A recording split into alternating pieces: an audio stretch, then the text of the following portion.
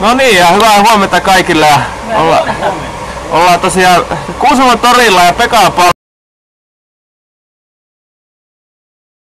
Palvin autolla ja meillä on täällä lihamestari Eeva löytyy tiskin takaa ja Huuko löytyy sieltä kanssa apumiehenä vai millä?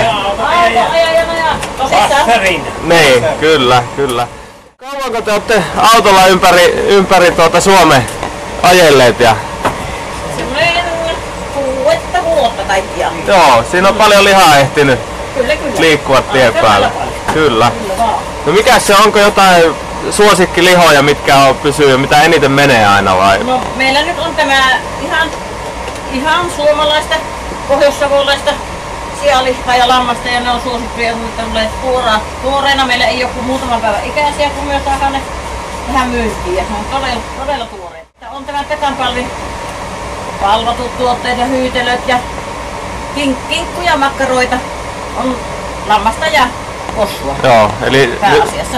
Nythän paljon puhutaan lähiruuasta ja luomuruuasta, se tämä taitaa olla just sitä se. Tämä varmaan on aika lähellä sitä. Joo, niin. Kyllä. Ja me löytää netistäkin sitten pekanpalvin.fi ja sieltä löytyy sitten niin kaiken näköistä rekvisiittaa.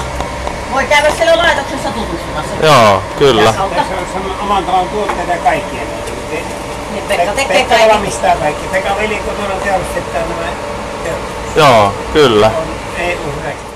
Tilataanpa tässä samalla, kun vähän muuten jutustellaan. Se lammasta haluaisin kyllä ottaa mukaan. Yljuksella ainakin voitaisiin lähteä liikkeelle. Että... Joo, minkä verran laitan? No, pari kolme semmoista sopivan kokoista palasta. Ja te olette koko päivän sitten täällä ja... Niin, joo. Kyllä. Kuusamolla meillä torstai, joka 3. torstai. 24. päivä tätä kuuta. Joo, eli Matin päivä. 3 viikon välein. Kyllä. Pääsiäinen sotkee vähän siinä, että sitä täytyy sitten harkita, että miten se silloin tehtäisiin. Normaalisti ollaan aina 3 viikon välein. Se oli Pekan hyytelöä siinä. Kyllä kaikki siis. Kaikki on Pekan. Kaikki. Ja tämäkin on valmistettu maanantaina, että ei ole niin kuin iästä kiinni. Tuostakin maistellaanpa. Maistellaanpa saman teen. Se on hyvä.